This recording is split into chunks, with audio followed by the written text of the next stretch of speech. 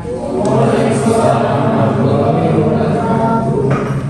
Alhamdulillah ya, kita bisa bertemu lagi setelah long holiday. Tentu karena masih di bulan Syawal ya. Tentunya taqabbalallahu minna wa minkum, siapa kasih yang mampu. Tentunya mudah-mudahan bagi yang berpuasa, tentunya puasa kita diterima dan kita bertemu lagi dengan puasa selanjutnya.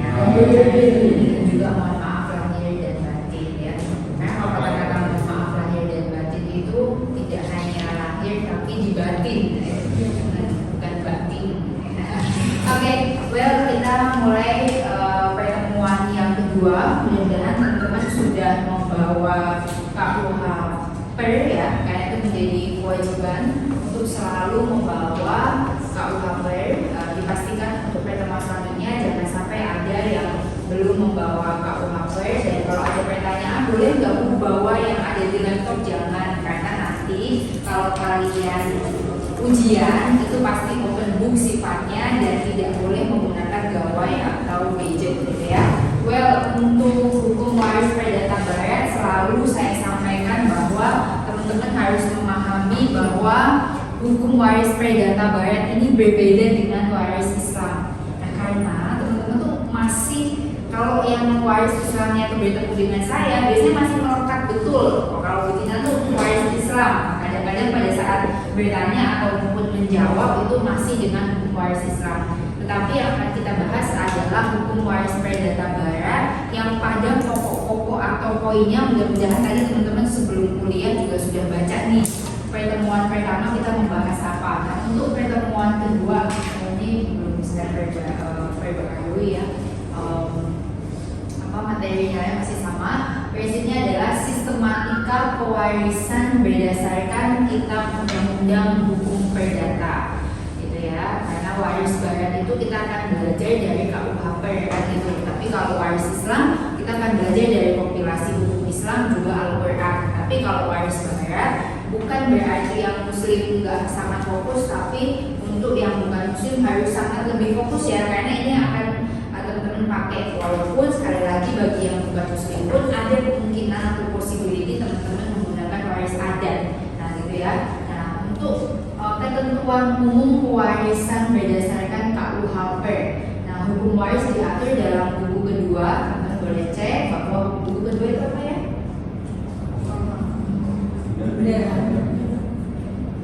Buku 1, buku 2,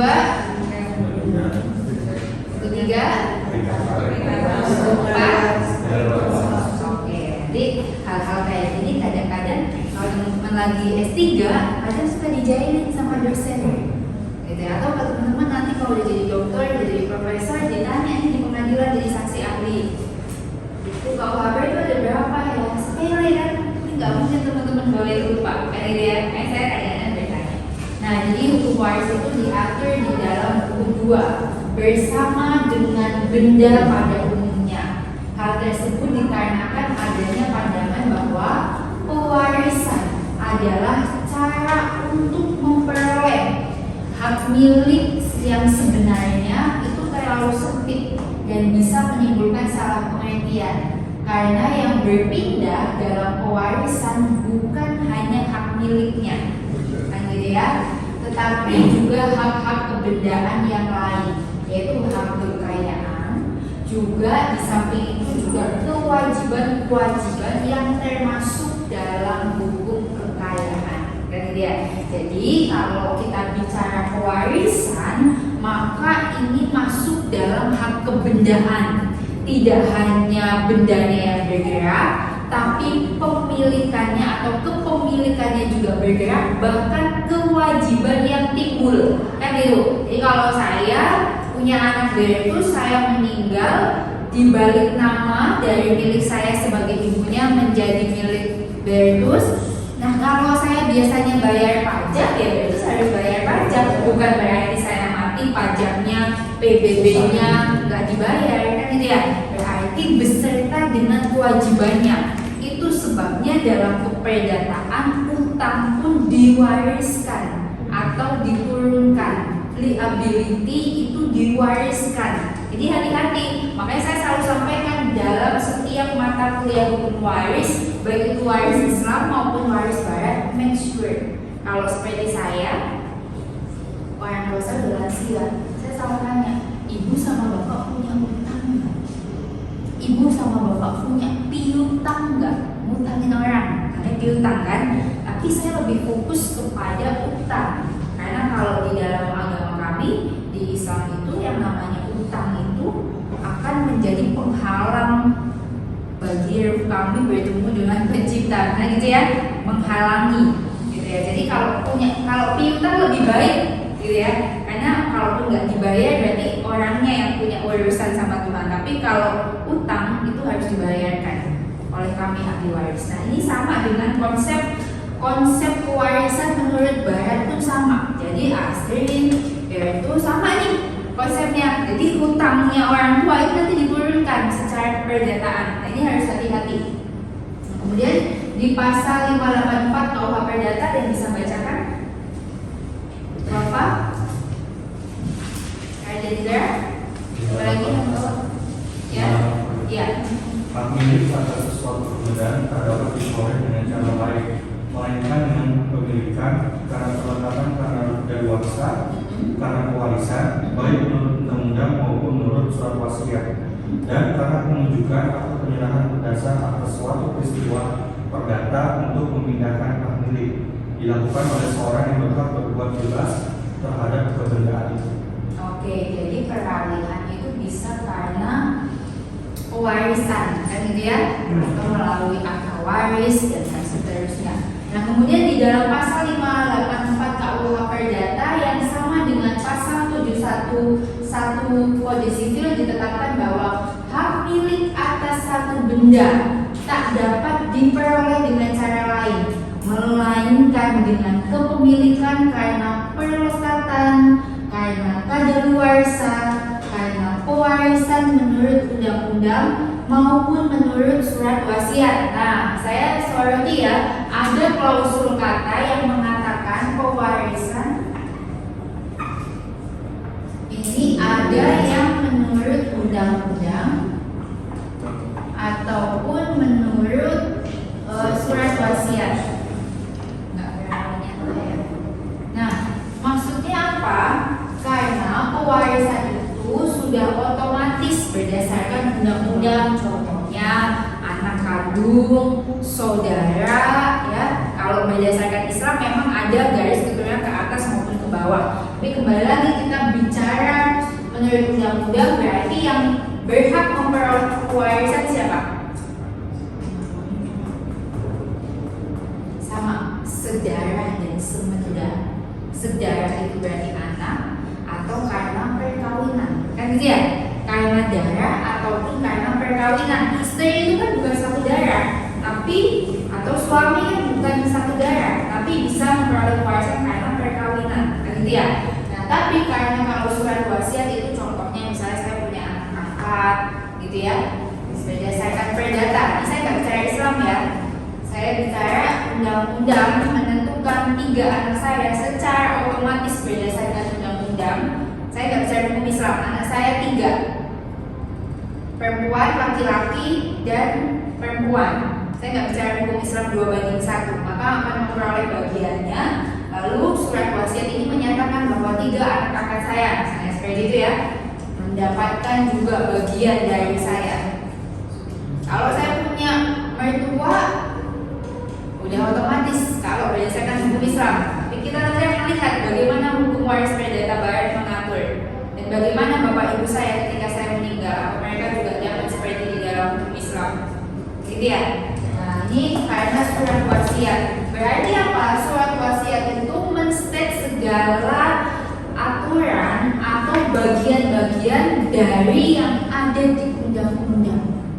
Misalnya saya punya asisten rumah tangga yang ikut saya dari saya masih bayi dan sekarang ikut saya mengurus anak-anak saya. Mau saya kasih wasiat bisa nggak? Berdasarkan undang-undang tidak bisa. Berdasarkan undang-undang.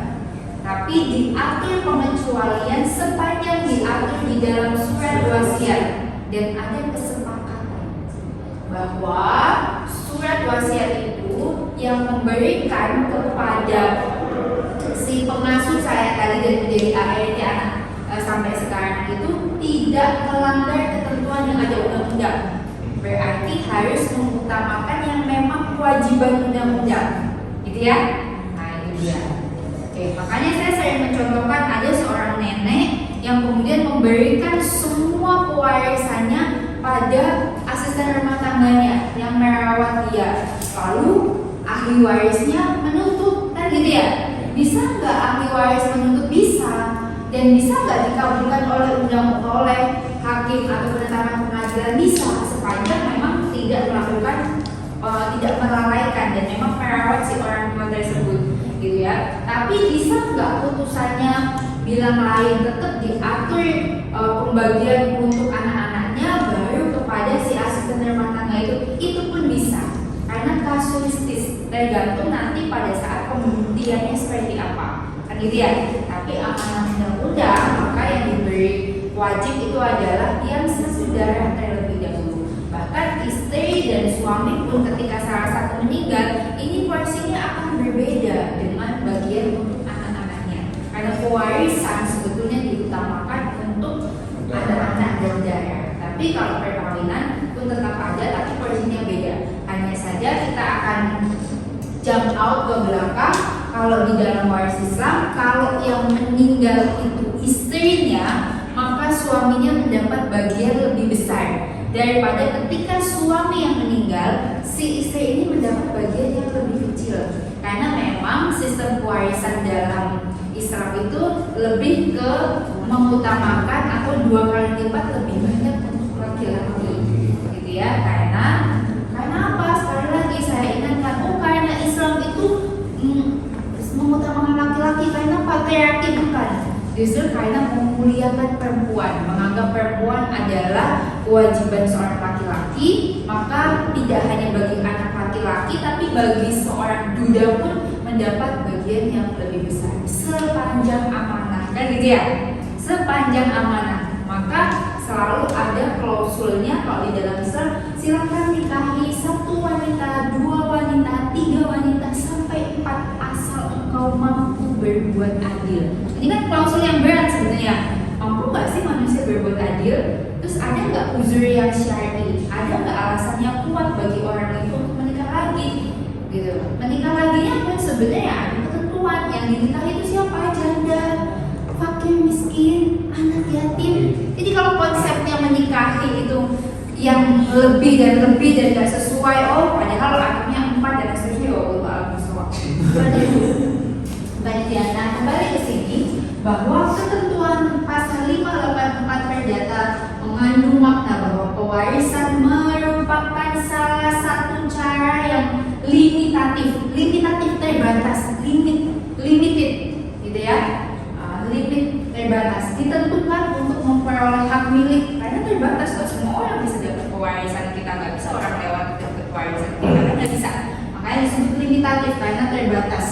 Dan karena benda atau hak milik merupakan salah satu unsur pokok daripada benda yang merupakan benda yang paling pokok. Jangan suka bingung ya, karena bahasa KUH ada seperti itu.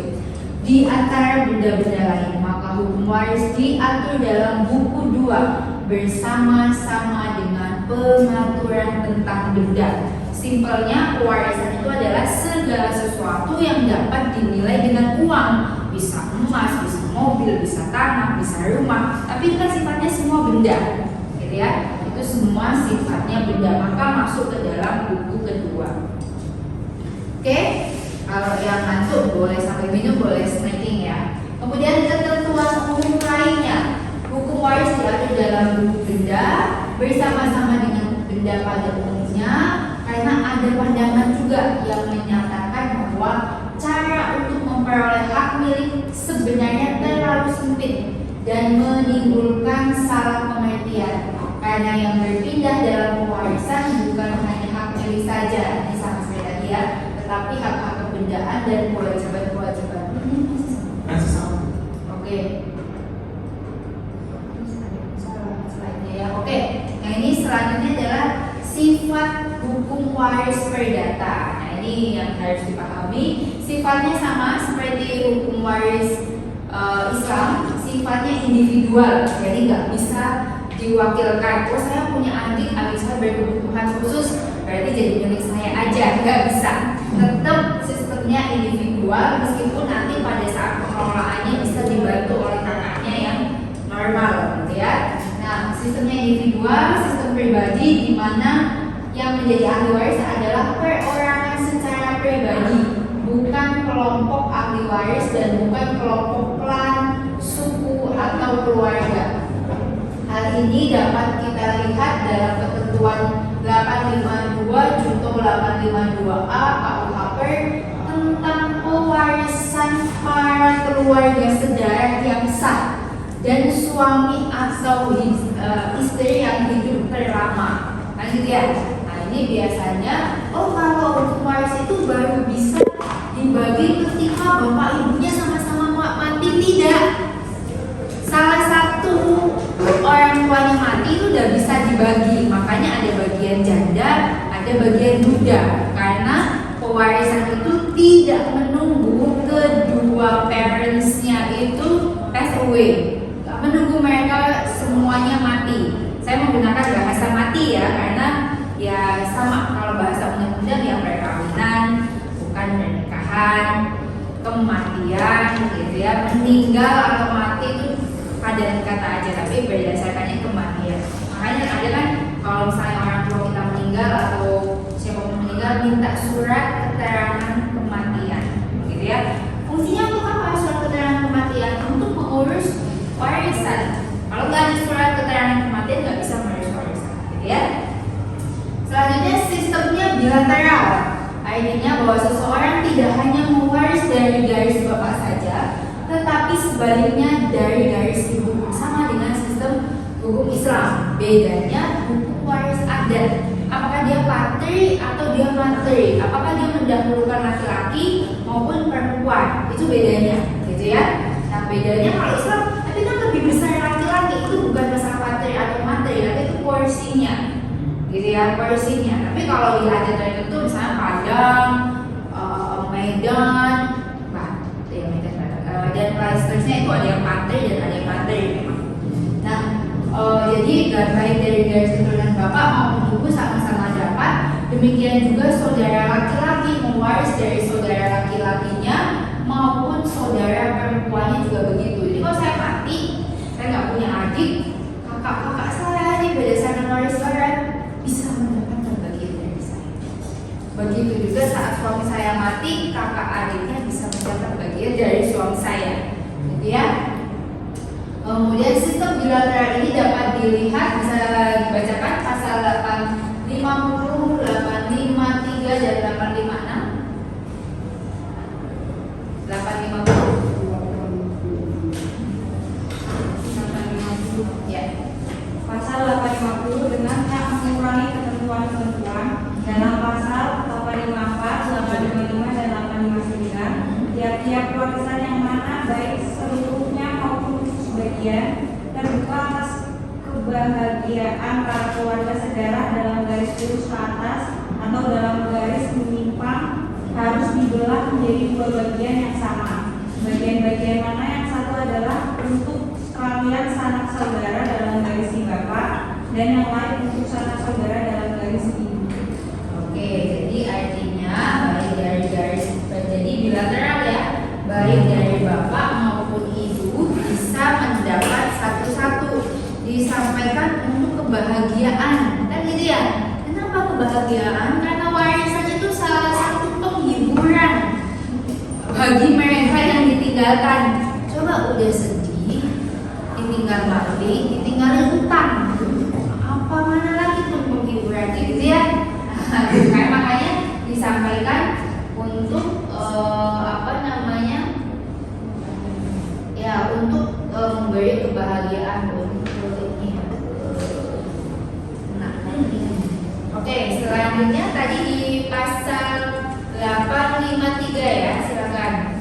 Pasal 853 KUH Perdata, apabila si yang meninggal dunia tidak meninggalkan keturunan maupun suami atau istri maupun pula saudara-saudara, maka dengan tak mengurangi ketentuan dalam pasal 859 warisannya harus dibagi dalam 2 bagian yang sama, ialah 1 bagian untuk sekalian keluarga sedarah dalam garis si bapak lurus ke atas, dan 1 bagian untuk sekalian keluarga yang sama dalam garis ibu.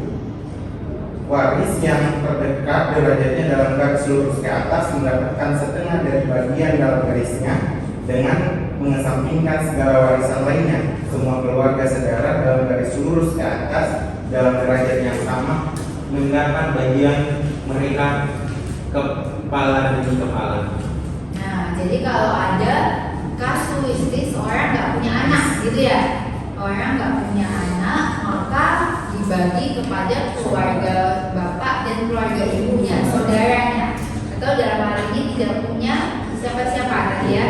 Berarti seperti itu artinya, walaupun tidak punya anak, walaupun misalnya juga tidak menikah, berarti bisa dibagikan kepada keluarga bapak maupun keluarga ibunya dengan cara dibagi 2, kan gitu ya. Sekali lagi pasal 850-nya tadi Bapak bilang, KUHP bilang bahwa untuk memberi kebahagiaan.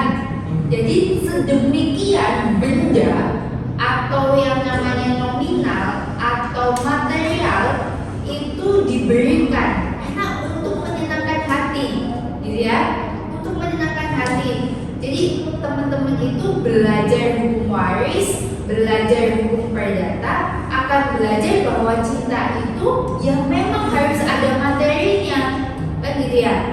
Boleh yang untuk minum air putih atau minum kopi, makan permen, snacking, boleh ya. Nah ini harus ada, nggak bisa orang tuh bilang cinta, bilang sayang, having marriage, and you didn't have anything, nggak bisa. Bahkan orang mati pun yang akan dicintai ketika dia ninggalin warisan, bukan ninggalin utang, kan gitu ya. So to be realistic, jadi you don't need to voice apa sih, sleeping call, sleep call. Nggak perlu itu sleep call. Apa teler gitu sampai besok lagi gitu ya, sampai ngelakuin semua activity bersama-sama, nggak perlu.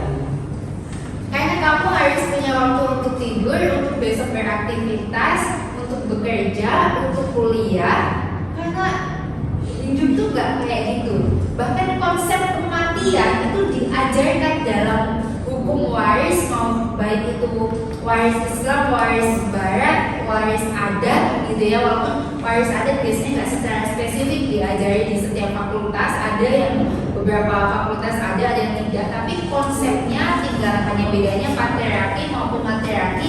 Tapi konsep kebendaan dan konsep material itu ada dalam hidup manusia. Itu sebabnya KUHP bilang KUHP itu hukum personal. Kalau kita bicara perdata kan hubungan orang dengan orang, tapi yang hukum pertama itu adalah person, orang, kita, human, manusia. Bahwa orang itu akan ada kebendaan, hukum kebendaan, hukum keluarga, hukum daluarsa, kan gitu ya. Nah sehingga konsep materi ini sangat penting. Teman-teman harus paham bahwa teman-teman sampai sini nggak mungkin tanpa money, teman-teman sampai sini nggak mungkin tanpa breakfast, tanpa lunch, tanpa makan malam. Yang semua itu adalah biaya. Jadi pahami betul bahwa kalian kesini betul untuk mencari ilmu, tapi yang kedua supaya kalian nanti bisa hidup mandiri dan menghasilkan. Karena kalian butuh materi seperti kalian butuh nafas. Itu realistisnya. Terdengar menyakitkan, tapi realistisnya orang gak bisa hidup tanpa materi. Gitu ya. Jadi konsep berpikir ini harus tertanam di laki-laki karena cinta bagi laki-laki adalah tanggung jawab dan cinta bagi perempuan adalah setia. Gitu ya. Itu konsep itu harus paham. Gak mungkin teman-teman itu having marriage, have a relationship yang orang itu laki-laki itu jobless, atau laki-laki membina hubungan dengan perempuan yang udah jelas-jelas dia pemalas. Karena dia boleh tidak bekerja, dia boleh hanya mengurus rumah tangganya, tapi bagaimana kalau dia nggak punya konsep bagaimana memanage uang kalian, kan gitu ya. Nah itu kan tinggal kerja sama, masalah sama-sama bekerja atau satu bekerja satu support, oke. Bahkan ada konsep kalau zaman sekarang ya, tapi ini keluar dari Islam ya, kita nggak bicara Islam. Kalau dalam Islam memang yang harus memberi nafkah adalah laki-laki. Tapi zaman sekarang ada lagi orang yang bersepakat, yang bekerja perempuannya, laki-lakinya yang mengurus rumah tangga. Ya boleh berlaku. Kalau kalian memang bisa menerima seperti itu silakan. Tapi bagi saya kedua-duanya harus paham konsep materi. Kan gitu ya. Karena saya akan berbeda bicaranya ketika saya bicara hukum Islam, saya bicara waris Islam, sama ketika saya bicara hukum dalam konsep, gitu ya. Nah itu yang menjadi penting. Kemudian pasal 856, silakan dibacakan.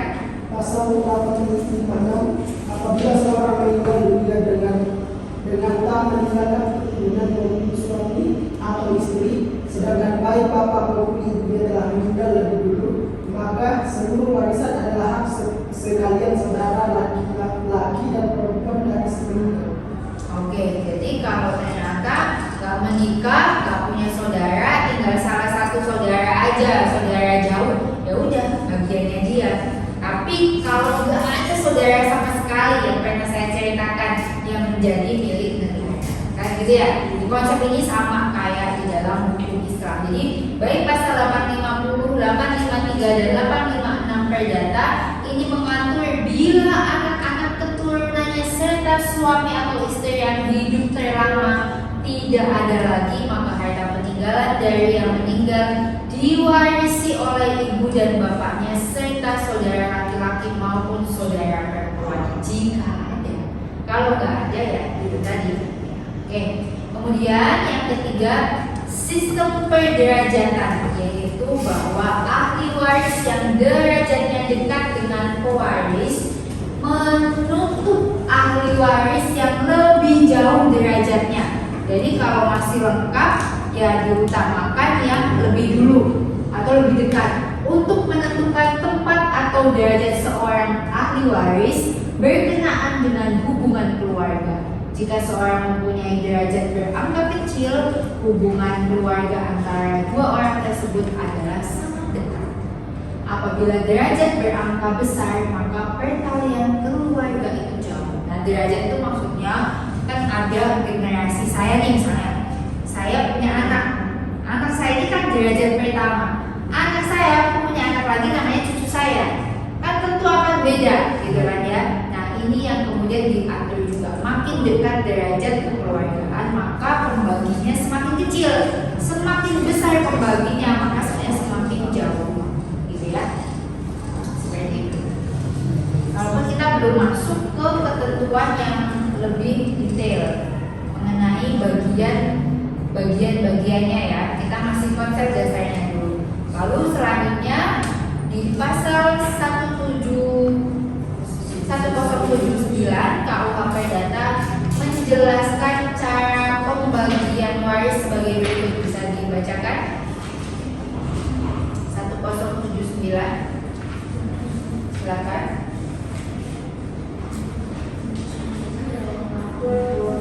Boleh ngatur mama ya, udah sampai tidur. Silakan.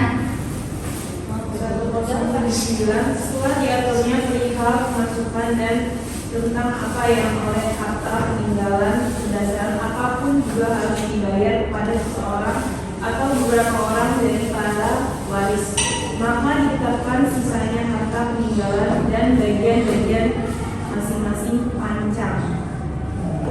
Sesudah itu dengan permufakatan bersama antara para yang berkepentingan ditetapkan dengan jalan pembagian benda-benda mana jatuh dalam bagian masing-masing, dan jika ada alasan berapa jumlah uang yang harus dibayar karena satu bagian atau lebih untuk membuat sama semua bagian. Jika para yang berkepentingan tidak dapat menyetujui pembagian yang sedemikian itu, maka dibuatnya sejumlah pecahan sebanyak adanya warisan atau pancang, dan pembagian pecahan-pecahan itu ditemukan secara undian. Pembagian lebih lanjut dari benda-benda yang dibagikan kepada satu pancang dilakukan secara sama. Segala perselisihan yang timbul tentang pembuatannya, pecahan-pecahan tersebut, dan pembagiannya lebih lanjut. Diputus oleh pengadilan negeri atas surat permohonan dari para pihak yang paling berkepentingan menurut cara sebagian diatur dalam ayat keempat pasal 105. Oke, memang kalau belajar KUHP harus ada dosennya ya. Kalau enggak baca mumet kan gitu ya.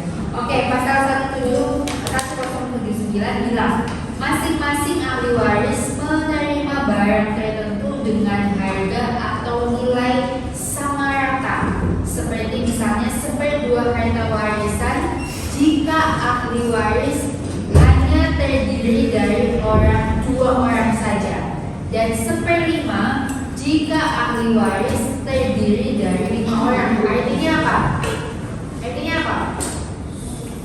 Sama rata.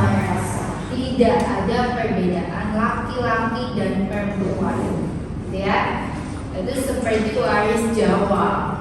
Jawa itu nggak ada laki-laki perempuan ya, sama aja. Oke. Kemudian bila di antara ahli waris ada yang menerima barang atau harta waris lebih dari bagiannya, di pihak lain di antara ahli waris menerima kurang dari bagiannya, maka ahli waris yang menerima bagian yang lebih diharuskan memberikan sejumlah uang tunai pada yang mendapat kurang dari bagiannya jika terdapat perselisihan tentang siapa di antara mereka yang mendapat barang tertentu dan selaku bagiannya. Nah, contohnya ternyata yang diwariskan itu ada yang berupa misalnya kain batik. Kalau di Jawa itu ada kain yang dipakai sebagai kayak sarung tapi dipakai oleh perempuan. Nah, itu biasanya harganya mahal tuh kalau batik tulis. Nah, terus ada yang membagi itu antara uang cash dan batik itu berbeda.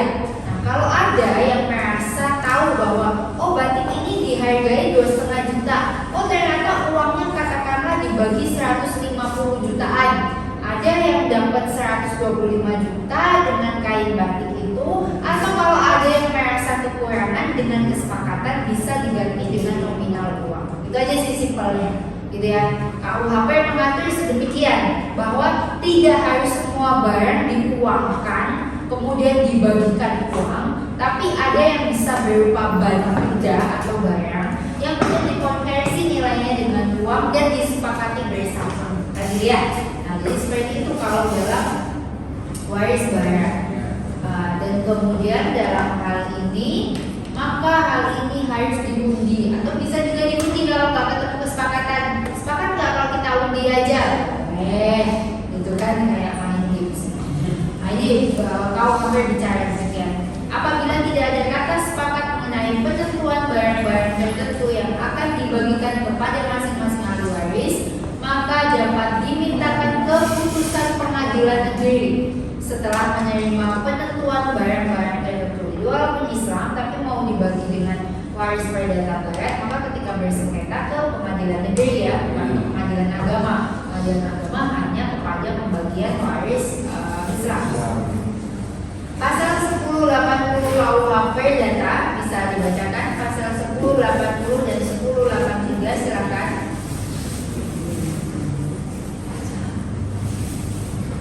Setelah undian selesai, para waris berhak mempertukarkan pecahan-pecahan yang jatuh pada masing-masing dalam undian tersebut. Asal itu dilakukan sebelum pertukaran akta pemisahan dan pertukaran ini disebutkan di dalam akta ini. Pertukaran ini mempunyai akibat yang sama seperti jika benda yang saat ini dipertukarkan itu diperolehnya dari pembagian. Pertukaran semacam yang tersebut di atas dapat dilakukan dengan cara yang sama dengan akibat yang sama pula. Juga terhadap sebagian dari benda-benda yang dibagikan, di antara waris-waris dapat bertindak bebas dan harta benda mereka. Oke, kemudian 1083 tiap waris dianggap seketika menggantikan si meninggal dalam hak miliknya atas benda-benda yang dibagikan kepadanya atau secara pemilikan diperolehnya berdasarkan pasal 116. Dengan demikian, maka tiada seorang pun dari para waris utama pernah memperoleh hak pilih atas benda-benda yang lainnya dalam rangka peninggalan. Oke, mantap kali Pak. Karena bendanya jadi beda kan? Oke, jadi pasal 180 KUHP dan pasal 183 ini 1083 kemudian membuka kemungkinan tukar menukar bagian masing-masing di antara para ahli waris perdata. Misalnya, sebetulnya saya 3 bersaudara, saya dapat sawah, saya dapat rumah, kakak saya dapat sawah, kakak saya lagi dapat kebun, tapi katakanlah nilainya sama. Lalu saya bilang, kalau saya dapat rumah, saya punya rumah di Jakarta, anak-anak saya sekolah di Jakarta, nggak menjadi manfaat. Gimana kalau dengan kesepakatan bersama saya tukar aja sawahnya buat saya, rumahnya buat kakak, karena kakak yang tinggal di sini misalnya. Nah itu boleh ya, asal ada kesepakatan bersama. Maka masing-masing ahli waris dianggap sebagai pemilik barang yang diterimanya sejak saat pewaris meninggal. Nah, pada saat bapak ibu saya atau salah satu meninggal pun bisa saja kemudian pada saat balik nama itu karena kesepakatan bersama, harusnya saya dapat rumah, karena kesepakatan bersama dengan kakak-kakak saya dapat sawah, maka langsung balik namanya sesuai dengan kesepakatan kita karena ada nilai nominal. Nah, kalau nominalnya berbeda, maka dengan kesepakatan bersama juga ada pihak yang harus membayarkan supaya sesuai dengan nominal yang ada. Gitu ya, prinsipnya simpel. Nah, kemudian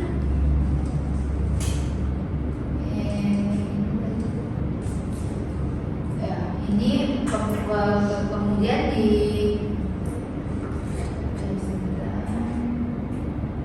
selanjutnya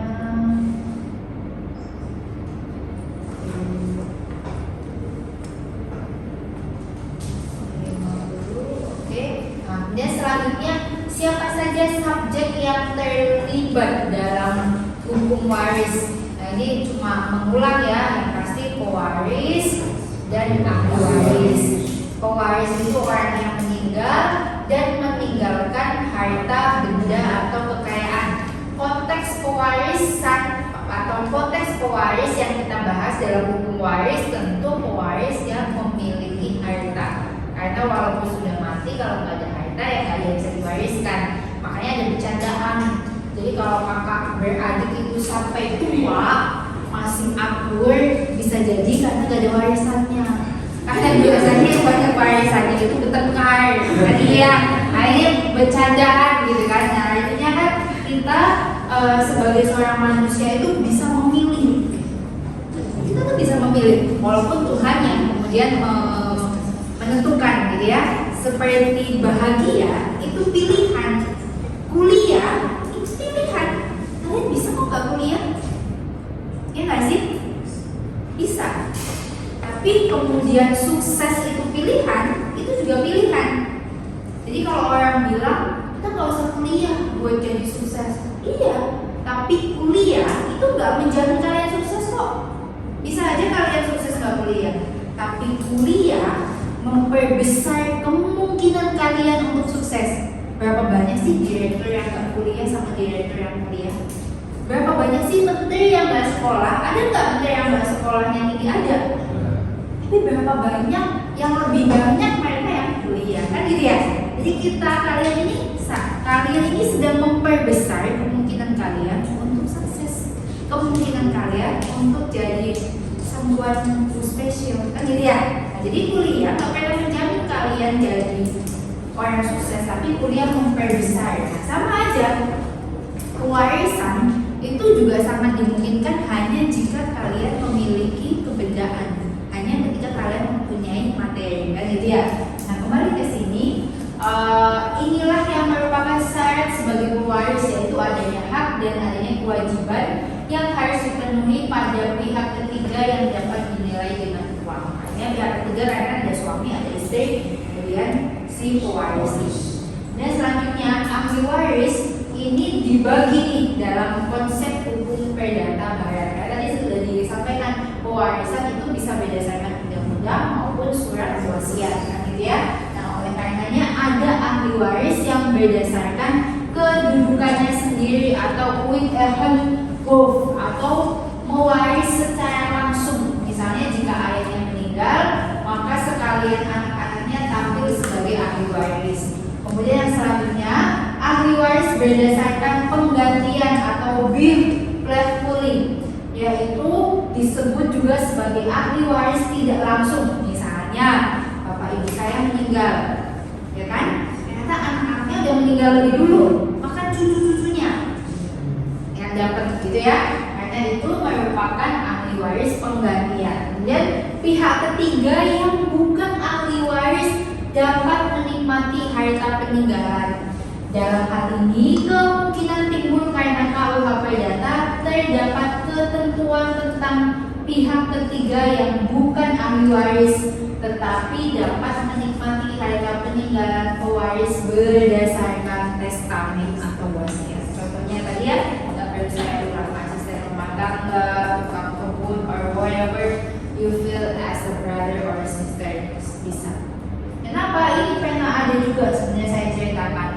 Saya jump out lagi ke hukum waris barat, hukum waris Islam.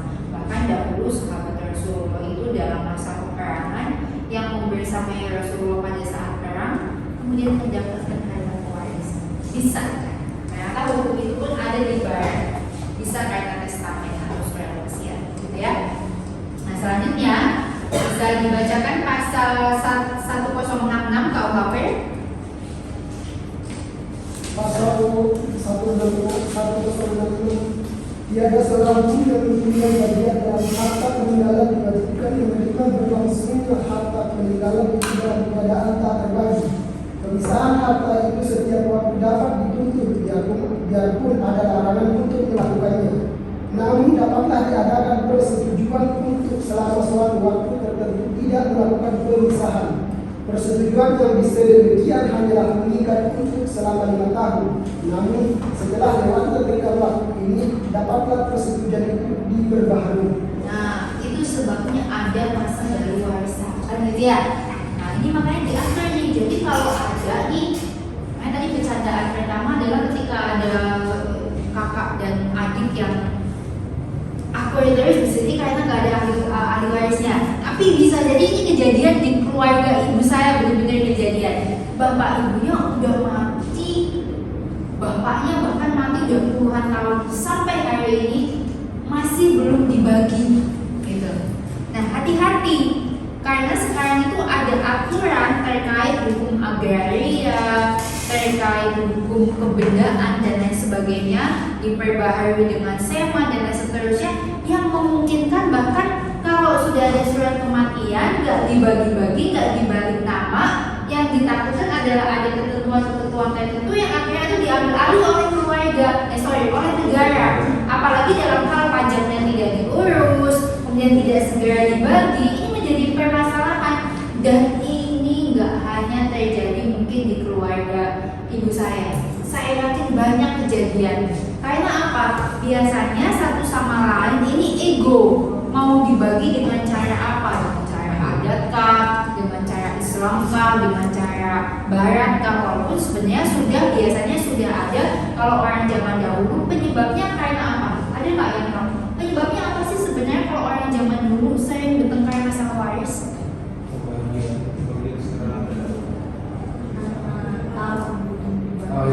Tabu untuk yang paling dekat, ya? karena yang paling dekat, Dekat, yang paling dekat, iya. Karena tidak aware atau tahu dengan kewarisan, sehingga tidak pernah ada akta waris. Bahkan akta waris, nggak usah bicara akta waris, bisa nggak tanpa akta waris dibagikan? Bisa. Tapi setidak-tidaknya tertuang di dalam dokumen tertulis, kemudian ditandatangani oleh para ahli waris dan saksi-saksinya, gitu kan? Dan tidak memahami bahwa pewarisan itu adalah hak mutlak pewaris.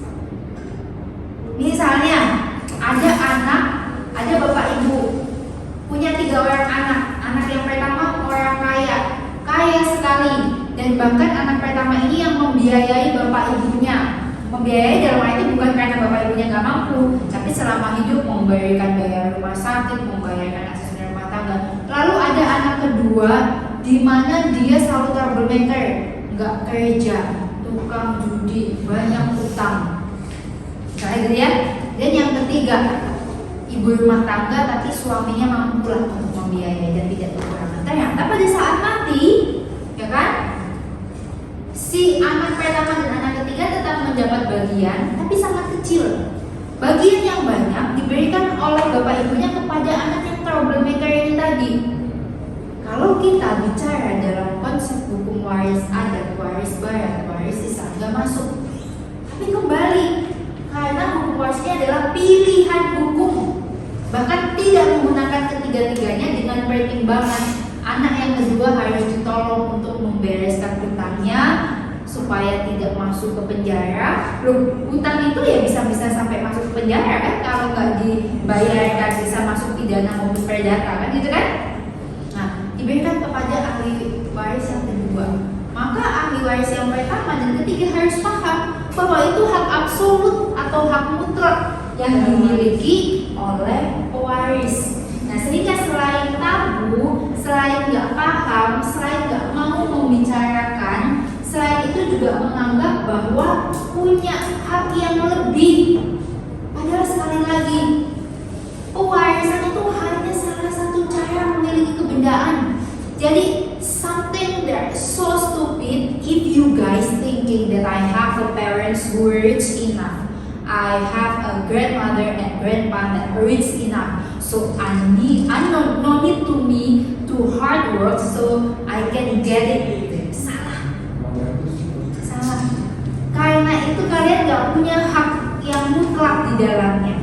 Bisa jadi kalian gak dapat apa-apa atau hanya mendapat bagian yang paling kecil, gitu ya. Nah, jadi jangan pernah melekat dan bergantung dan merasa bahwa oh, bapak ibu saya orang kaya, oh saya cucu orang kaya. Itulah hal yang paling bodoh. Karena pewarisan itu bukan ranahnya ahli waris, tapi ranah mutlaknya pewaris. Dan selanjutnya pasal 106 tadi sudah dibacakan, prinsipnya ditegaskan lagi bahwa tidak seorang ahli waris yang dapat dipaksa membiarkan harta warisan tidak terbagi. Artinya apa? Kalau punya 10 orang anak, yang 5 setuju dibagi, yang 5 nggak setuju dibagi, nggak bisa itu dibagi bareng. Itu yang biasanya kejadian. Gak usah banyak-banyak anaknya, gak usah 10, 3, 2 setuju, 1 nggak setuju, nggak bisa terbagi. Nah, itu masalahnya. Karena ketika ada dokumen-dokumen peralihan, maka harus ada tanda tangan semua ahli waris. Ini yang jadi masalah. Dan yang kedua, pembagian harta warisan dapat dibagi sewaktu-waktu. Sewaktu-waktu dalam hal ya sudah ada kematian ya, seperti itu. Kemudian dibuka kemungkinan untuk mempertanggungjawabkan pembagian harta warisan dengan jangka waktu 5 tahun. Tenggang waktu ini dapat diperpanjang 5 tahun lagi dengan persetujuan sebuah ahli waris ya. Dibuka kemungkinan untuk mempertanggungan pembagian harta. Jadi harusnya 5 tahun nih. Paling tidak 5 tahun setelah meninggal tuh udah harus terbagi. Kalau enggak harus perpanjang gitu. Khawatirnya apa? Khawatirnya ada regulasi atau aturan yang tadi saya sebutkan. Bahkan kan kemarin kan sempat rame ya ketika ada aturan dari negara bahwa tanah yang tidak berpenghuni, aset yang tidak berpenghuni diambil milik negara. So how come? So jangan tidur. Nanti kita hidup di negara yang punya aturan. Sekuat-kuatnya kita sebagai pemilik, kita akan jauh lebih, negara akan jauh lebih kuat dibandingkan kita, karena dia regulator, dia membuat aturan, kan gitu ya. Maka harus aware, hati-hati dengan ini. Ini yang selalu saya tekankan. Oke, selanjutnya adalah prinsip-prinsip hukum waris KUH Perdata. Yang pertama adalah asas lemor selevif, itu adalah mengandung arti bahwa jika seorang meninggal dunia, maka seketika itu pula sebagian hak dan kewajibannya beralih kepada ahli warisnya. tidak diperlukan penyerahan atau perbuatan hukum apapun. Otomatis kalau Bapak Ibu kita meninggal atau salah satu meninggal, maka secara otomatis itu menjadi hak dan kewajiban kita. Bapak kita meninggal bahwa atau meninggalkan harta, otomatis itu kita punya bagian. Bapak kita mati ada utang, otomatis jadi utang kita. Gitu ya.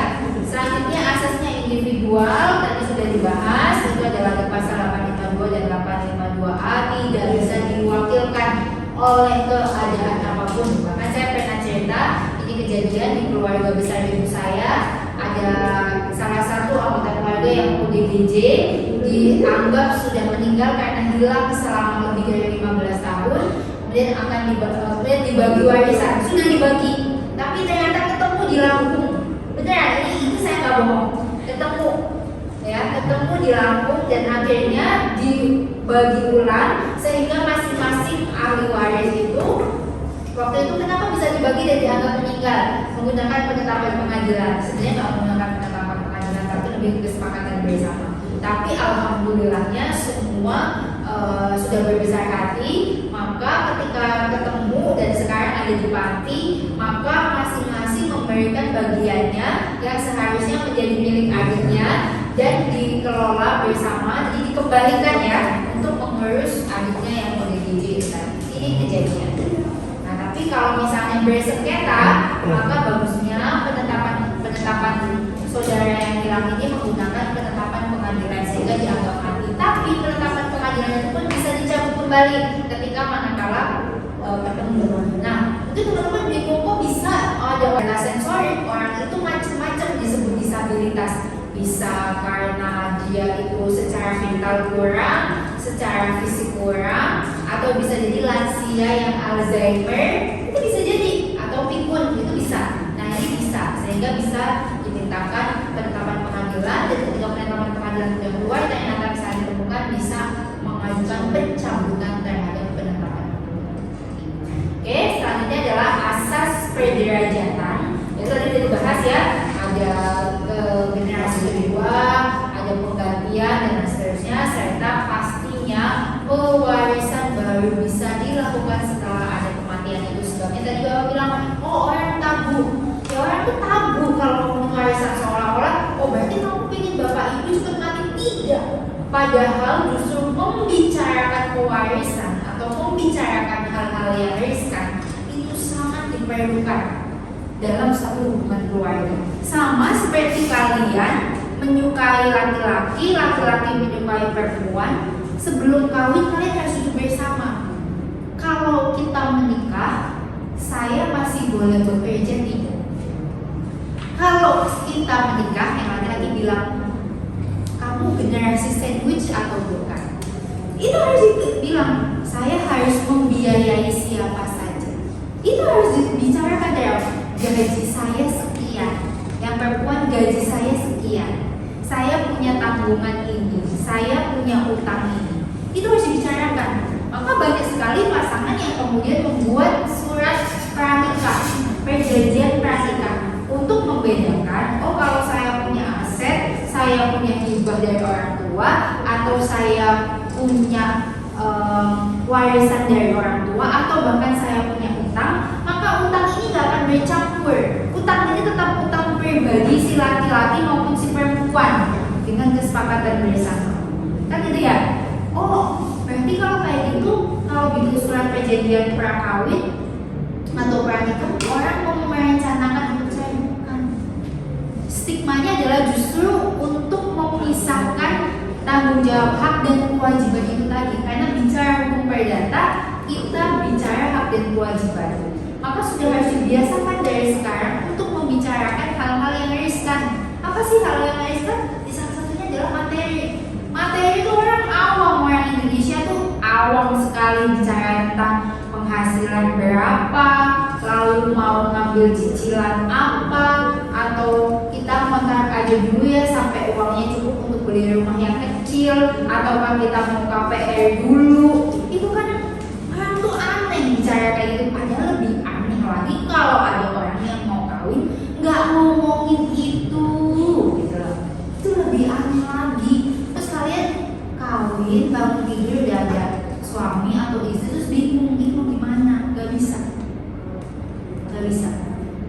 80% ada di IG itu sudah disebut 80% orang menikah itu isinya ngobrol. Nah makanya kalau pacaran jangan ngobrolnya jangan call. Oke kita meeting ya, meeting nih cowok sama cewek meeting ya di kafe. Kamu buat kesepakatan, saya buat kesepakatan. Ini kalau kita mau kawin ini 1 tahun lagi apa yang harus kita persiapkan? Wedding party yang keren habis, apa nikah di KUA atau di catatan sipil aja, habis itu kita uangnya buat kuliah S2 atau buat beli rumah atau seperti apa ya. Kalau yang uangnya banyak saya nggak bahas yang itu ya, tapi untuk orang-orang yang merintis bersama, walaupun orang yang uangnya banyak itu harus dibicarakan, semua harus dibicarakan gitu. Karena problematika yang paling laten di setiap perkawinan yang pertama itu adalah ekonomi. Baru nanti kita masuk ke konsep kematian, gitu ya. Itu karena hal yang harus dipersiapkan. Setiap harinya dalam tanda kutip kita berusaha oleh materi, tapi secara tidak sadar setiap hari kita juga mempersiapkan kematian. Seperti kalian di sini, ini adalah konsep mempersiapkan kematian.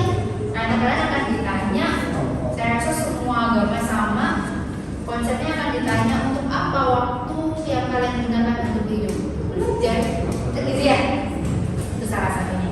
Masuk lagi syarat-syarat pewarisan di pasal 830 KUH Perdata, bisa dibacakan? 830, silakan.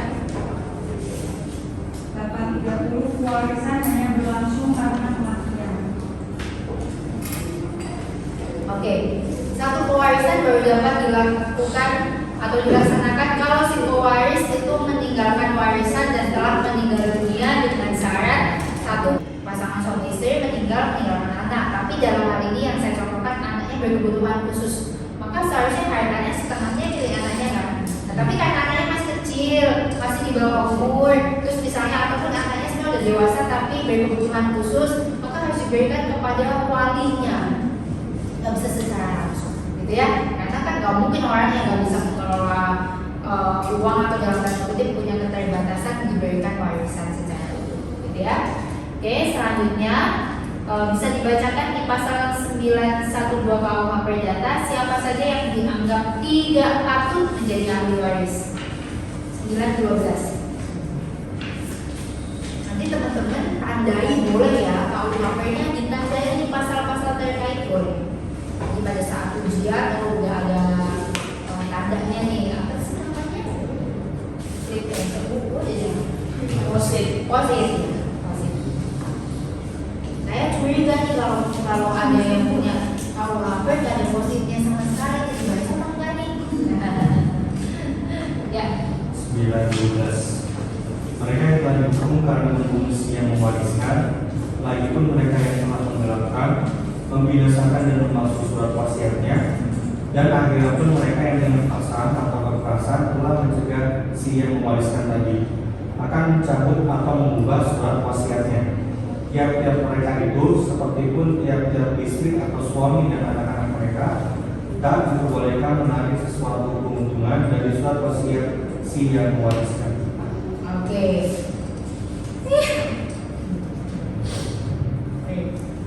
Jadi seseorang ini tidak dianggap patut menjadi ahli waris dan dikecualikan. Jadi nggak boleh nih orang ini dapat warisan. Siapa aja?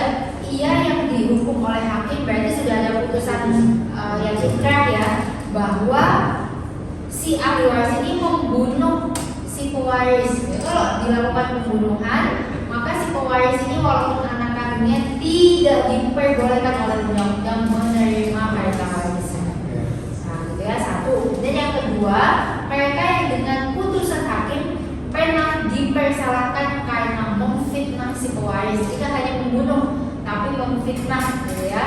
Dan yang ketiga, mereka yang telah menggelapkan, merusak atau memalsukan surat wasiat si pewaris. Jadi bisa membunuh, memfitnah, kemudian memalsukan surat wasiat, dan tentunya itu atas keputusan pengadilan, gitu ya. Nah, ini tidak boleh menerima pewaris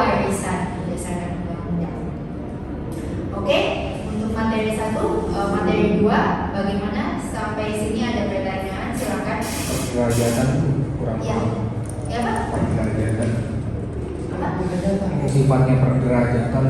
Oh, perderajatan. Oke, siap. Perderajatan. Oke, asas perderajatan berarti ahli waris yang derajatnya lebih dekat dengan si pewaris menutup peluang bagi waris yang lebih jauh derajatnya. Misalnya, konsep saya dan suami saya, kami punya anak, kan gitu ya? Kami punya anak 3 orang anak, gitu kan? 3-tiganya masih hidup, walaupun kami udah punya cucu. Maka si cucu ini boleh tidak mendapatkan karena masih ada anak kami. Tapi kalau anak kami sudah meninggal, maka turun ke cucu. Nah, ini konsep di dalam baik waris Islam maupun waris Barat sama. Jadi kalau nggak ada anaknya boleh ke cucu. Tapi kalau anaknya masih ada, ya berarti ke anaknya. Karena kan secara derajat lebih dekat saya dan suami saya kepada anak-anak saya ketimbang ke cucu saya. Kecuali nauzubillah min dzalik, misalnya kami meninggal, salah satu meninggal, anak kami juga salah satunya meninggal, maka yang 2 anak kami tetap dapat, tapi anak kami yang 1 karena beliau udah meninggal, maka yang dapat cucu kita. Nah gitu, itu juga bisa. Kayak gitu ya. Jadi kalau misalnya, jadi konsep perderajatan itu siapa yang lebih dekat, dia yang didahulukan. Paham ya? Oke, ada yang lain? Memang kalau belajar hukum warisnya kita harus membayangkan, tapi sebenarnya waris Barat lebih simpel daripada waris Islam. Kalau waris Islam kan ada saudara, semudah 2 golongan ke atas. Nah itu ya, tapi udah berlalu lah ya. Ada lagi? Misalkan saya punya anak 2, tapi yang anak 2 itu meninggal, jadi diwarisin ke anak, Ke cucunya. Ya, ke anaknya si anak. Ya, juga. Betul sekali. Ada lagi? Ya.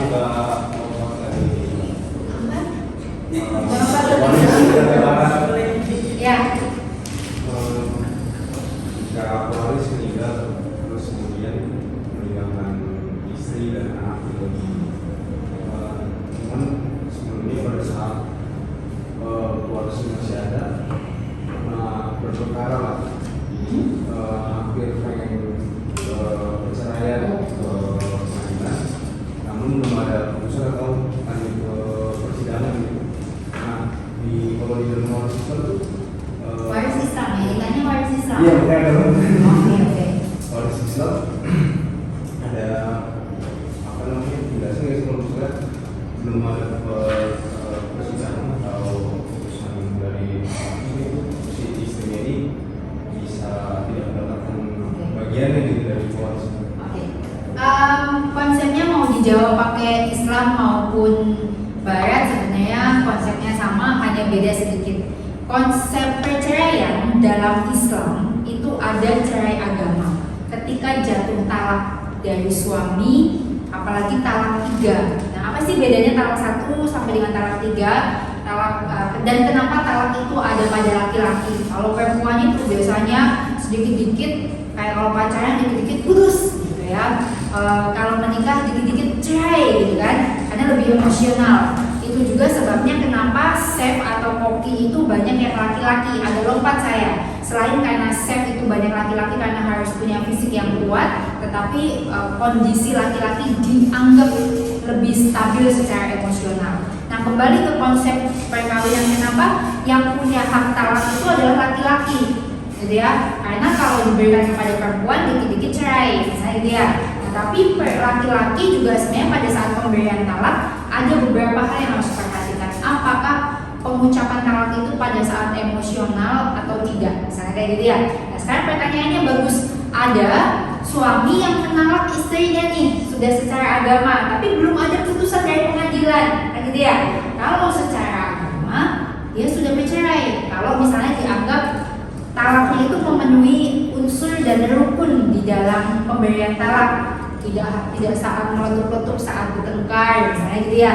Nah, tapi kita harus ingat bahwa ada hukum Islam, ada hukum agama, tapi juga ada hukum positif, kan gitu ya. Nah, konsep seseorang bercerai pun tidak membuat orang itu tidak mendapatkan waris dalam hal berarti bisa kita simulasikan ada orang yang meninggal sedang berperkara, tetapi kan dia masih secara negara dia masih menjadi suami atau istrinya, maka akan ada selalu di bagian Islam pun ada bagian janda, ada bagian duda, kan gitu ya. Maka ya ketika meninggal ya seharusnya tetap mendapatkan, karena secara undang-undang itu secara regulasi belum bercerai meskipun secara Islam sudah bercerai, karena bagi yang ditinggalkan pada saat itu tetap dia menjadi janda atau duda gitu kan, dan pasti nanti tertulisnya adalah cerai mati. Nah, gitu kan, bukan cerai hidup. Kalau cerai hidup berarti bercerai masih sama-sama hidup, tapi kalau cerai mati teman-teman melihat orang yang tulisannya status cerai mati, oh berarti ditinggal mati, gitu ya.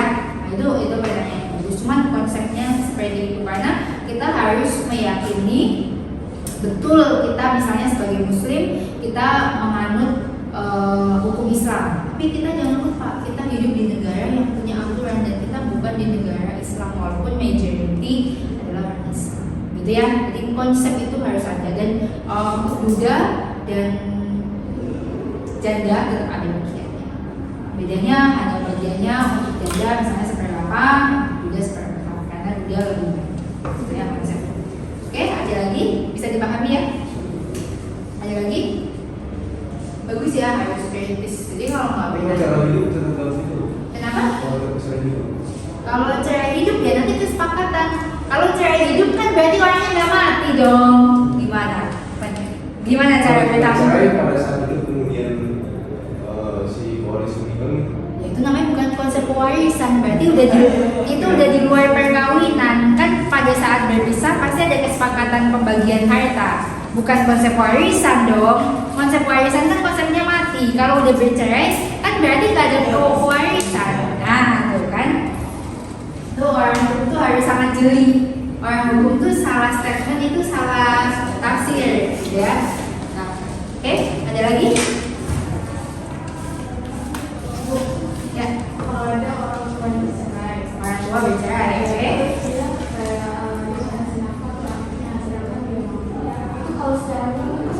Kalau secara hukum memberikan nafkah setelah perceraian itu dilihat anak-anaknya ini, anak-anak itu kan menurut KUHP dan hukum perkawinan itu beda-beda kan. Jadi tentunya anak itu yang diberi nafkah itu kan pasti harus anak yang di bawah umur, gitu ya. Nah misalnya katakanlah ini anak di bawah umur, padahal dia mampu, gitu ya. Padahal dia mampu, ya berarti prinsipnya kalau secara hukum itu tidak diperbolehkan, tetap harus memberikan. Makanya dari awal kalau mau ada perceraian atau ada perpisahan, pastikan kayak sekarang itu ibu bukan ngajarin kalian suruh melihat gosip ya, tetapi entertain atau berita selebriti ini menjadi penting untuk kalian ketahui karena kalian akan lihat dari perspektif hukumnya. Contoh yang sedang update kan tentang IR ya, tahu ya?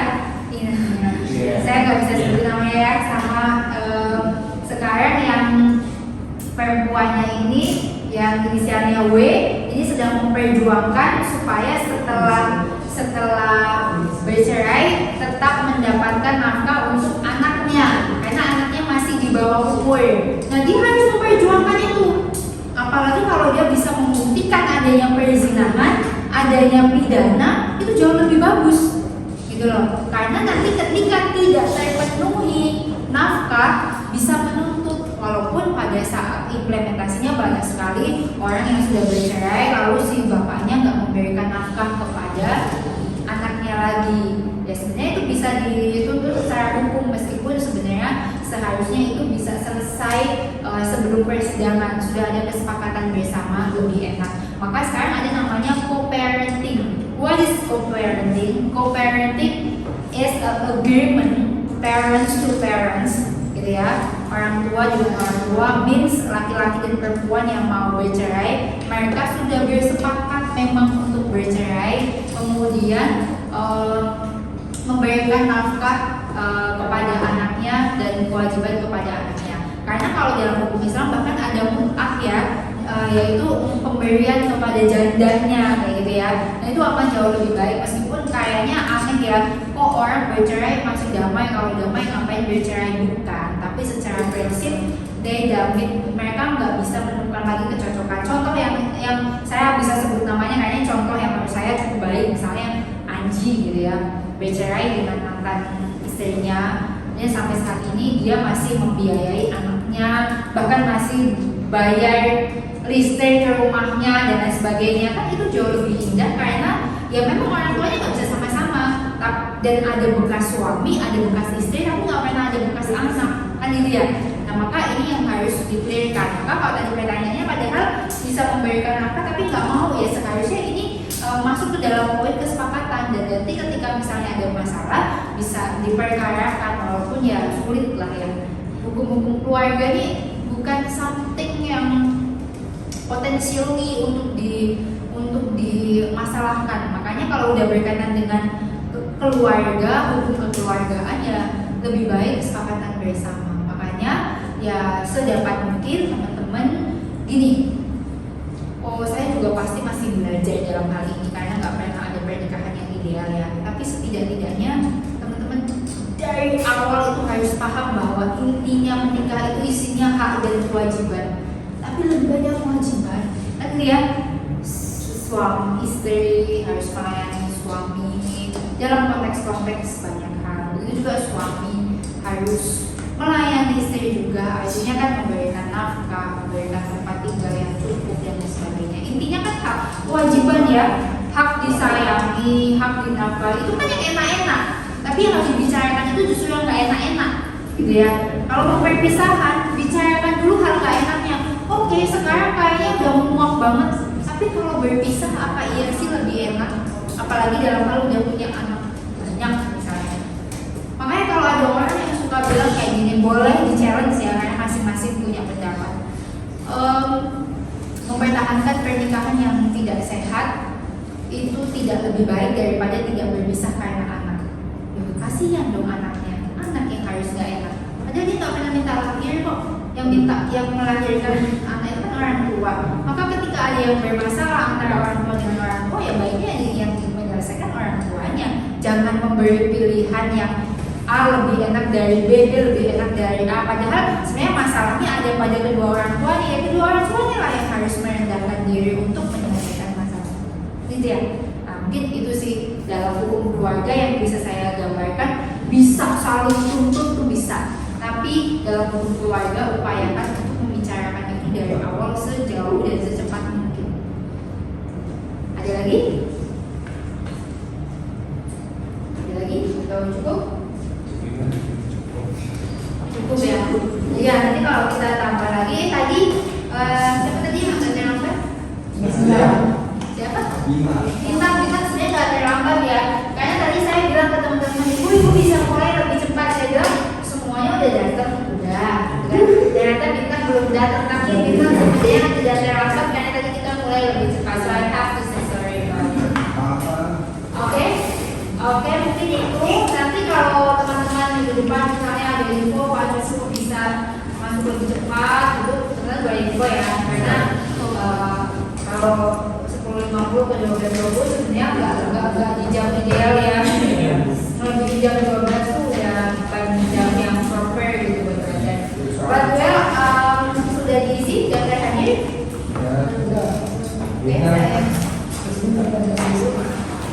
Oke, mungkin itu saja